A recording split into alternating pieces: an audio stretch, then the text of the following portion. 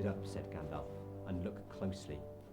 As Frodo did so, he now saw fine lines, finer than the finest pen strokes, running round the ring, outside and inside. Lines of fire that seemed to form the letters of a flowing script. They shone piercingly bright and yet remote, as if out of a great depth. I cannot read the fiery letters, said Frodo in a quavering voice. No, said Gandalf, but I can. The letters are Elvish, of an ancient mode, but the language is that of Mordor, which I will not utter here. But this, in the common tongue, is what is said close enough. One ring to rule them all, one ring to find them, one ring to bring them all, and in the darkness bind them.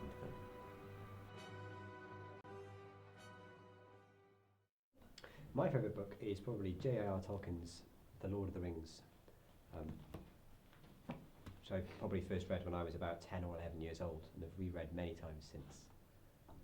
Okay, so in The Lord of the Rings, it tells a story of the hobbit Frodo and how he discovers that an heirloom passed to him by his uncle Bilbo is in fact a great ring of power which was wrought by the Dark Lord Sauron to command the other rings of power he made for the main races of Middle-earth. So there were the race of men and the elves and the dwarves. He gave rings to 9 kings of men, he gave 3 rings to the elves, and he gave 7 rings to the dwarves.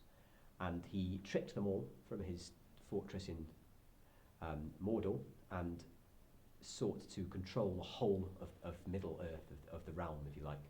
And he was defeated and banished, but never fully beaten, because his ring, the One Ring, was lost and turns up in Frodo's house after a party, and it's discovered that this is the ring. And the book tells of his journey as he seeks to destroy the ring and cast it into the fires from whence it came, into Mount Doom, the volcano where the ring was forged. Along the way he's guided in his journey by Gandalf the wizard, Gandalf the Grey. He also meets Aragorn, who was the heir of the King of Men who defeated Sauron and cut the ring from his grasp.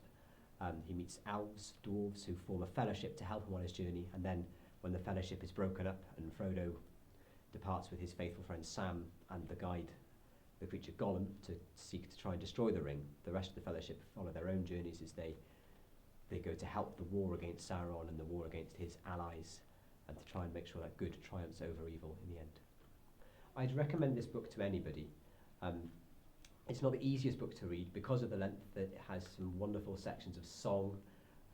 I think what I find so incredible about Tolkien's books, it's not just The Lord of the Rings, but he imagined not only this incredibly intricate plot with all these amazing varied characters, each with their own stories, each with their own battles which they have to overcome during the story, but he also imagined a whole world. There are thousands of years of history if you read through the appendices, if you read the additional books, and the message speaks to anyone.